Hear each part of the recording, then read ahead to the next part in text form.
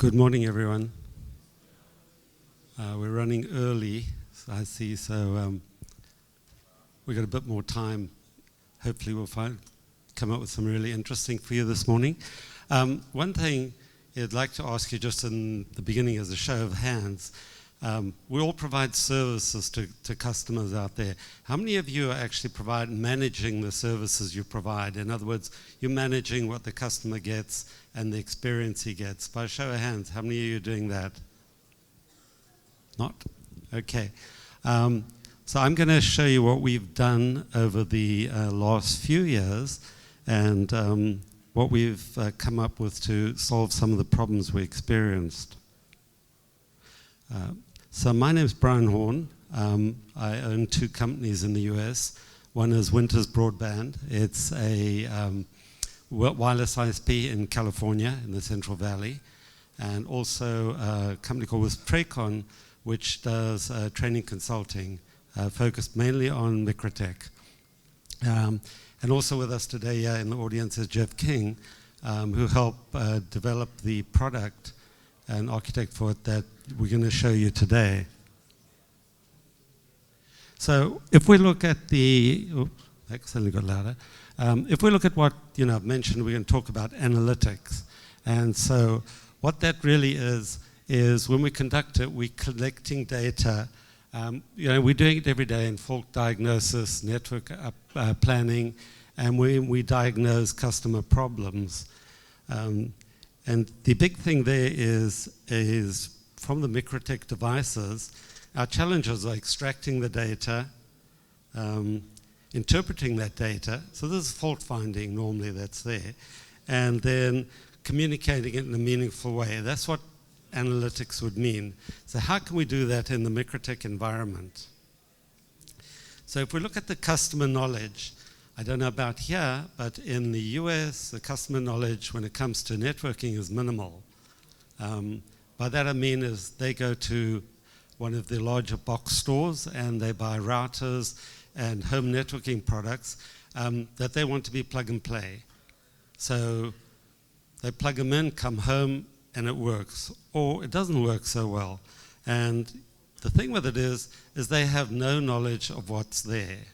No knowledge of what frequency is, no knowledge of channel width. Forget about firewalls or port forwarding or those sorts of things. So all that happens is total chaos.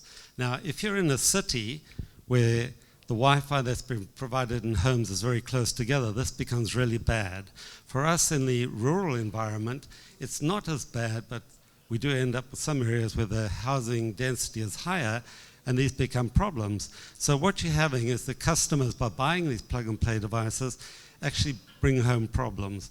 But we're the ones who are providing the service. We're the ones who they look at and say, I'm paying you X dollars a month, and the service really doesn't work very well. I'm not happy.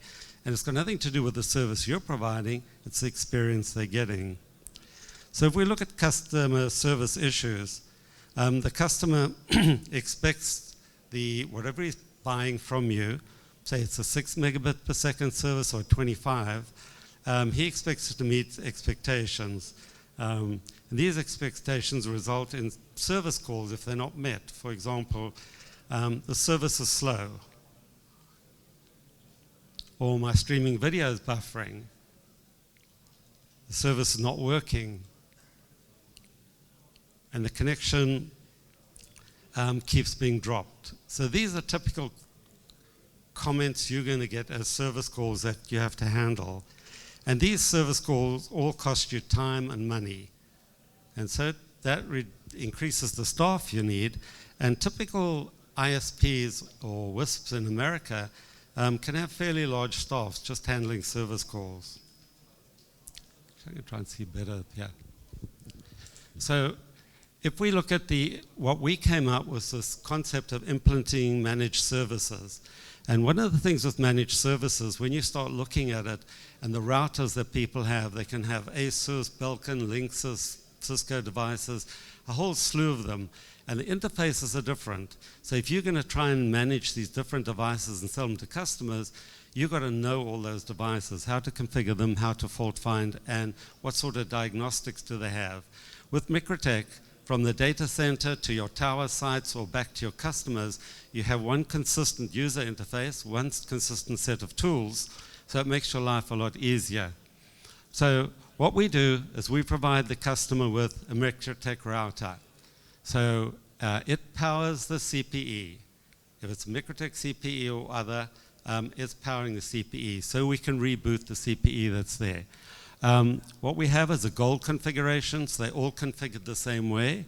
And then we customize it after that with regard to SSID, access, IP addresses that we configure into the router that's there. What we do is we don't charge for the routers. Now, one of the things that happens, I don't know how you work in Europe, but in the US, typically carriers nickel and dime the customer to death with what they charge. $3 for this, $2 for that, et cetera, et cetera.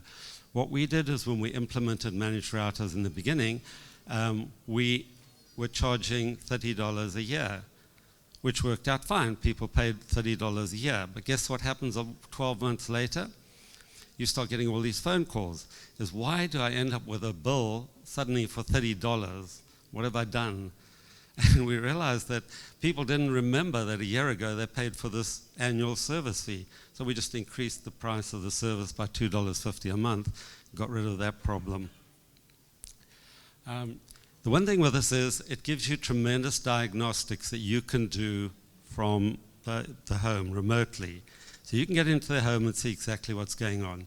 Now, if they decide they want to use their own router, well, you can just turn the Wi-Fi off in the MikroTik device, but you can still turn it back on and do scans, so you can still see what's happening. You can see where there's interference being caused. And so what the result of this is, we had a increased return on investment. Fewer truck rolls and fewer operating costs. Truck rolls, by that I mean, if it's not a word it's familiar in Europe, this is where we have to actually send somebody out to the customer site to resolve an issue there. So in many cases, the networks can be a lot more complex. If you end up with a bigger home, we've started working with contractors when they're actually building the homes. So we end up designing the network for the home. Bigger homes can end up with 4 or 5 access points in the home. So we manage that completely remotely as well, and we provide that service for them. So we design, install, and manage it, and we meet the specific customer requirements there. So if we start looking at addressing those customer issues that I mentioned earlier, so typical one, my service is slow. Now, the thing there is the customer doesn't understand the concept of bandwidth utilization. So they call in and they say, my service is slow. They're paying for 9 megabits per second. You go into the router, you see they're using 8. And, well, what part of it is slow? You're basically getting what you pay for. See, the thing they go do is they run a speed test, and they see they get 1 megabit per second. Because now they're using the 9. They forget that one of their children or somebody in the house is streaming video. For the elderly people, it gets quite interesting. You go in there, you say, well, there's a Roku box or an Amazon Fire Stick, and it's using X megabits per second. And they say, but we're not watching TV. Yeah, but the device is watching TV. It's still streaming the video. This is the thing, is they don't understand that. So this is where you get a call. You don't have to go to somebody's home, but because you manage the service and you're managing the router and you've got the diagnostics, you can go in and see exactly what's happening there and save yourself a lot of time, trouble, and money. And the thing with this is, it's like last week we have somebody and they said, my service really sucks, that in American for being really bad. And so we said to the person, well, there's this device that's got this IP address with some odd name and it's using your bandwidth. No, I don't own such a device. Well, do you mind if we turn it off? So, okay, we just block the IP address, and guess what? It doesn't take very long for them to call back and say, well, that was a Sony PlayStation that just died. Can you turn it back on? You can then, in that case, go in and do things like say, okay, we can put it in a queue and limit the bandwidth that device can use. If we look at streaming video, once again we get to the concept of bandwidth utilization. The other thing here is there's interference in the home. When they buy plug-and-play devices, typically those devices, you buy them in the store, they're going to do, like you saw Paulus mentioning earlier, you can do 1.733 megabits per second. Yeah, with 160 megahertz channel width. But the moment you go to 80, 40, 80 or higher channel width, you're also using up the spectrum, and there's an impact on that. The other thing we find is that there are a tremendous number of the devices today come, and because they no longer have Ethernet ports on an iPad, iPhone, etc., how do you configure things? You go in through Wi-Fi.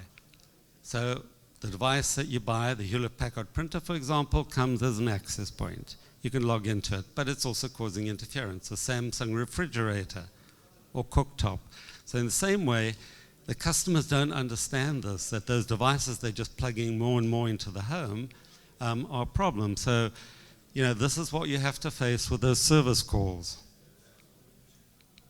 The service is not working. This is one of the things we see quite often, and one of the first questions to ask is it a device that you use, you've got your hands on, like your iPhone's not working, or is it everything in your home that's not working? Remember, because you provide the service, you're responsible for everything. And typically, it could be they've gone out, they've gone to Starbucks, they've roamed, they're connected to the network there, they go back home, and it doesn't pull a DHCP address, for example. That part of the bit could be they're not connecting, so authentication, and they're using the wrong password to connect. These are things that you can see remotely. And as I say, IP address assignment, where they could have been somewhere else and it hasn't changed the address or taken one from their home network. So when we look at the MikroTik tools that we have there are a tremendous number of tools that you would use as the person in the data center. Not all routers have these tools, and some only have a subset of them. But, we've got interface lists where we can see how much bandwidth is being used. DHCP leases where we can see who's connected. The reason I'm just going to run through some of these is because you'll see how we're using them in a tool to make life a lot easier. Wireless registration, you can see who's connected where and what the quality of the connection is. Wireless scan, you can see the interference that's there. Are there other devices that are on the same channel or wider channel width and causing interference? Torch, of course, is really useful. You can see who is using the bandwidth. This is like where we say we can pin down Susie's iPad is using all the bandwidth, and on that side. Op table, graphing, you've got the history there. Queues, of course, is very valuable there. And at some point in your network, you're throttling and setting the speed that the customer gets, and those are the tiers of service. We have, I think it's about 6 tiers of service, from 3 to 25 megabits per second. Packet sniffer, and of course a very valuable resource there has always been the log. So if you look at what we achieved, and this is looking back, and we'll get into the new stuff after this, is we achieved reducing the truck rolls tremendously. The staff could stay in the office. When you do a truck roll and you have to visit some customer's site, for us it's a half an hour, 20-minute drive to the person's home, 20-minute drive back, plus the time on site, and it just takes forever. Increased staff productivity as a result, and of course, increased revenue. Now, although the Winbox is most probably one of the most useful tools in diagnostics, because you can open up multiple windows and see what's happening, it's really important to get to know the command line at a point in time. And once you have the knowledge of the command line, what you have is you have the API where you can programmatically extract data. And then many of the issues there could be resolved by the customer if you could present the data that you can get to him in a meaningful way. So that instead of you having to explain you're using all the bandwidth, he could decide himself, this is the situation I have. or if I've got a bad connection to the Wi-Fi. You know, it's really simple. Somebody calls in and they said, yeah, my service is really slow. And you take a look and they connected to 2G Wi-Fi and they got a very weak signal. And you say, well, where's your router? My router's in the lounge. I'm in the bedroom. Well, walk through to the lounge where your router is and run the speed test again. And we got a great, service is good. Sorry, didn't understand. Then you can sell them a repeater to put in the bedroom area if you want. So the challenge is to access the relevant information and present it to the customer in a format that they can easily understand.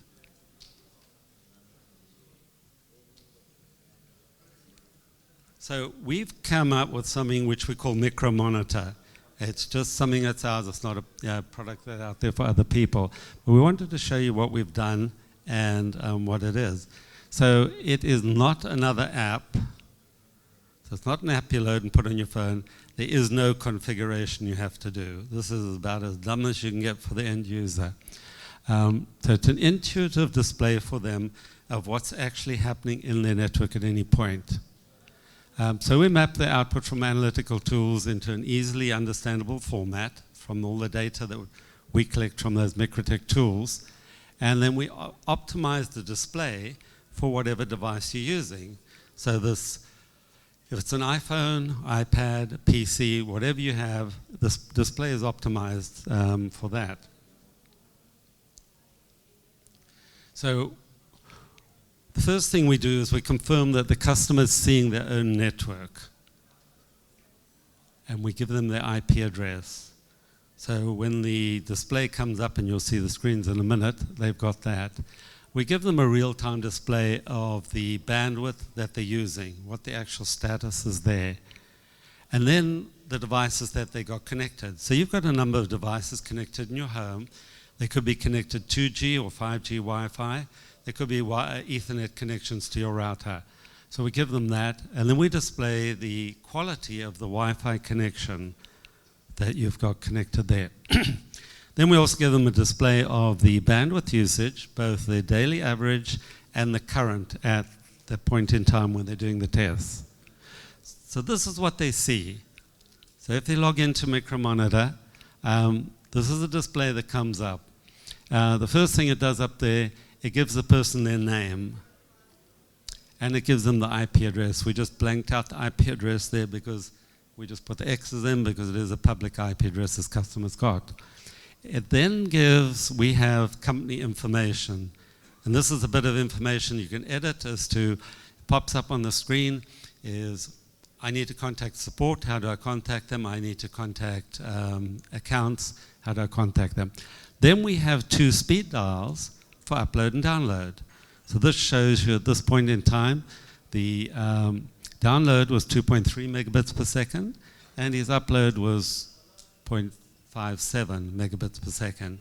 The thing to understand there is that they see exactly what they're getting. The dials show them the speeds that we would offer up to. For example, we offer up to 25 megabits per second, but you'll see part of it's grayed out from 12 to 25. We collect the data from the where we do the bandwidth control, which is a router in the data center, and we fill in that information. So you can see, you're paying for 12, you're getting 12. But if you're only paying for 6, then it'll be grayed out from 6 to 25. So that is showing a real-time display for the customer of what he's using.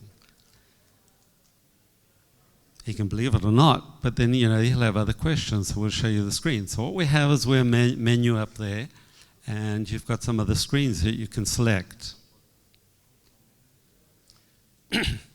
So if we move on to the connected devices screen, what we have is we have the device name. These are all the devices you have connected in your home. And that name there is what you've chosen to give the device.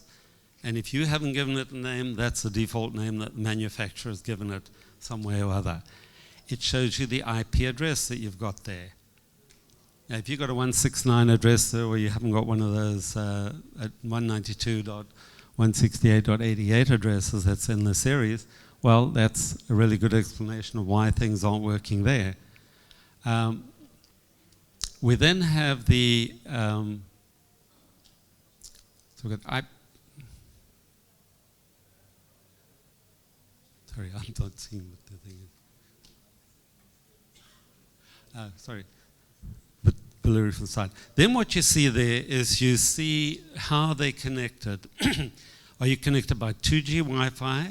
Are you connected by 5G Wi-Fi? Or are you connected by an Ethernet connection? So if it's an Ethernet connection, then it comes up and says no, because you're not wirelessly connected, you're Ethernet connected. Now this was very interesting because we came up with this idea, and then a few months ago Apple came out with an upgrade to the iPhone. And there's a bug in the Apple software.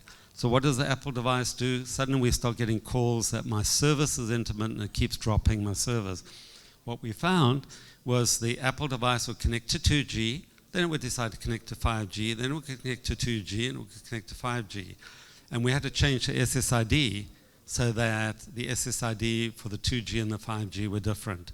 But when it was switching between the two, you would see it come up with both, saying it was connected to 2G and 5G, because the sampling period is just a little bit longer than the switching.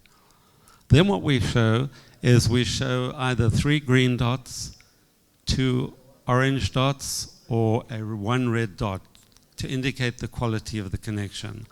So if you're a customer and you've logged in and you see that you've got a red dot, that means you've got a bad connection.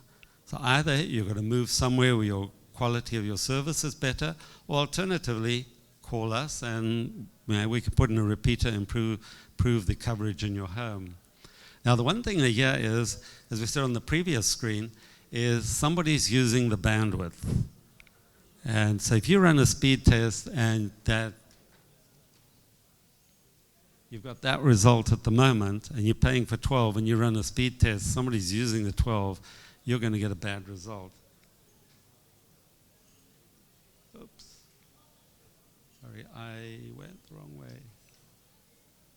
Hit the wrong button. So what we do here is at the bottom part of the screen, we show you who the major upload and download users are at any point. So here you can see the device that's actually using the bandwidth. So there are 2 different devices that are using the upload and download, but the customer can see at that point that bandwidth of his that he can see on those speed dials who's actually using it. So he can either then decide, well, if I really want to watch streamed video at this time in a high quality, I've got to get my daughter to stop doing whatever she's doing or whoever's using the bandwidth. Or alternatively, come back to us and ask us to put queues in place where we can limit certain devices to maybe only use 3 of their 9 megabits per second. So that's what we've done with the major bandwidth users. The other thing that we do is that we bring back, and you'll most probably recognize the average daily graphing. So that's the graphing that's actually done there in the MikroTik router. We put that there. And then we also, from the central device that's controlling the bandwidth, wherever you're controlling the queues, we bring back your monthly utilization to date. So you can decide, and you get people who say, somebody may call and say, you know, it's the 5th of October, and my service hasn't worked really well for 4 days this month. Well, then you go see they've moved how many gigabits of data. So well, something's been working really well for 4 or 5 days. You've moved a hell of a lot of data. And so this way around, we've empowered the user. We provide them the information in a really easy to use way. They don't have to configure the router. They don't touch the router, and we would never let them. Because if they ever got in there, we'd have a big job each time getting it back to normal. But this way, they can see exactly what's happening in their home in a really easy to use way and take the load off us. Because you don't have to call us and say my service is slow when somebody's using it. When you've got, you know, when you start seeing the number of devices in a home like this is some homes we see 20 to 30 devices in the home nowadays. Not unusual. All the sound systems, the cooktops, the refrigerators, the streaming video devices. So a tremendous amount of connectivity out there. So The way it works is the customer must be connected to their home network. They don't have to do anything else. So all they do, if you're in your home, you go to, in our case, you navigate to me.wintersbroadband.com, and up pops the display. Nothing you have to load into your device. It can be any device that you're looking at it with. If you try and you've gone to work, or you're out of your home and you try navigating to it, it comes up with an error message telling you have to connect to your home network. So we made that as simple as possible. We have an A record in the DNS server which maps the URL, the me.wintersbroadband.com URL to an IP address. And then the monitor homepage is, MicroMonitor homepage is displayed. And then you just navigate to the pages that you want to see in it. What we also have in the menu, and we didn't show it here because it takes you away from the router devices, but it opens up a new window. You'll find up in the top right-hand corner there, the third line down in the menu is Customer Portal. That takes them off to our management portal in the network. So if it's a case of paying your account or trying to change your speed, upgrading, that they've got that direct link there. So it's not something they have to remember. The MicroMonitor provides that information. Yeah, I'm not doing too well here. That information as well. So how did we do it behind the scenes? It's a Linux-based server. That small Linux-based server that's sitting in our data center, and it's got a custom application on it that collects the data using the MikroTik API, and then interpreting it from the various parts in the router that we collect the data, and then displaying it in an easy-to-use format for the customer. Let's see if we can go down the right way. So, so if we look at it, what we've done is we've taken the power of the MikroTik products that are there, and they really are great products, and rather unique in the fact that across the complete range, they've got a consistent interface, which makes it really great. And then we've used the API to extract the data that we need to display to the customer. So, we've made available for them the bandwidth and usage that's there. Comprehensive data of the devices that are connected so they can see what's there. And they realize, they don't, unless that display is there, they don't realize that in their home, they come home and they play around with their iPhone, their iPad, or whatever it is. They don't realize they've got that sound system, multiple video streaming devices, etc. out there. But they can see the whole lot. They can see who the major bandwidth user is. And then we provide them with a link to our information and also the billing and contact information. So I think what we've done is we've really managed to improve the customer user experience there and taken the load off us. So it reduces our service calls and increases our revenue because we don't have to have as big a staff, and we have the people available to do other things than handling simple customer issues. So that's it from me. If there are any questions, myself or Jeff will be happy to try and answer them either now or later. And if you've got a question, Paulus has got a microphone. Remember that there are people who are watching the video and they'd also like to hear what the question is, and they can't hear it if you don't give them mic. Any questions? Sorry.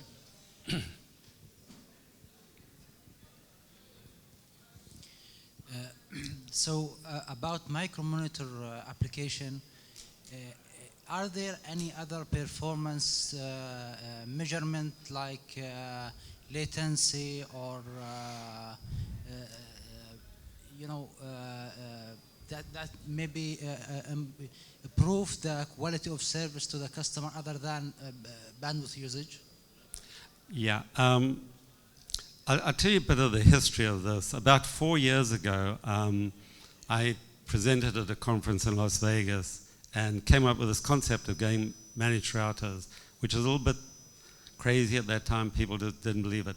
Last week, there was a wireless ISP conference in Las Vegas, and there was a session on managed services, and there were 5 speakers just explaining what they'd done. Over the last 2 years, I've sat down with various manufacturers and said to them, look, we would like something like this. And I'll explain to them what we want. And they don't get it. What they're doing, and even this latest conference, there's companies out there that have come out with quite sophisticated tools that can get in and do all sorts of things. But what they're doing is they're producing the tool to give to the customer. So the customer can go in and set up his portals and his port forwarding and firewall. To me, that's just problems, because when it goes wrong, who are they going to call? They're going to call us. Now, are there other things you could do? Yes, you can do anything that you can think of, because you can get it back through the API. The thing is, you could take latency or other parameters, but you've got to decide is how are you going to present it to the customer in a way that he can understand, because at the data center with your technicians or engineers, you can extract the information, it'll make sense to you. But you got to understand your customers, I don't think it'd be different to ours. There are very few that have technical knowledge. So we've got to put it into easy use form where they don't call us and say, well, what does this mean? But certainly, anything like that one could add. And, we've extracted this from multiple screens and used tools like Torch and et cetera, and got into queues in the data center to get the different data. But the data's there. It's just a case of, that's the big bit with analytics, is displaying it in a meaningful format that the customer can understand. Any other questions? There's one over here, Paul.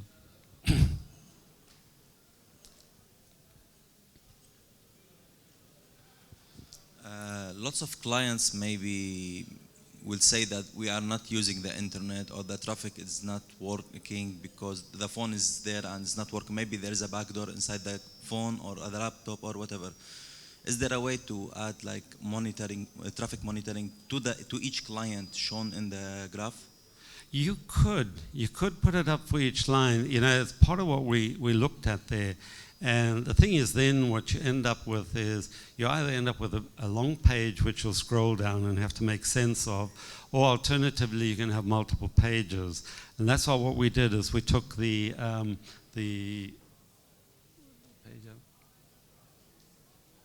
we just took this one where we put the major user, because who's having the biggest impact is that one there. And the thing with it is the upload is just as important as the download. Because if you saturate the upload and then your ACK packets are slowed down, the download gets slowed down. Because if you find somebody who's deciding to back up all their data to the internet to something like Dropbox or something like that, while they're trying to stream video, it doesn't work very well when it's fully utilized. So that's why we show them, and they could be, like in this case, 2 different devices. But we do actually collect. We collect this data that you see here for every single device that's there, and all we do is we just pick out the top 2. But you could have just as easily have displayed all of them, but we put it in this format to make it simple for the customer. What I mean that each client or each connected phone, if you give the client the access to monitor the traffic that he's using. Oh yeah, anybody in the home can. There is the only requirement to get into it is you connect your home network, so you need to know the password. The moment you know the password and you're logged in, you connect it to your home network. So anybody who can connect your home network with any device, they navigate to me.whatever your URL is .com or that, and they get to see it. Yeah, so anybody can see it. Yeah. That's the beauty. We made it as simple as possible. There's no configuration for the end user, the customer, and nothing he has to do. It just displays it in a nice, simple format. Any other questions? Good. Well, thank you very much. Okay, thank you, Brian.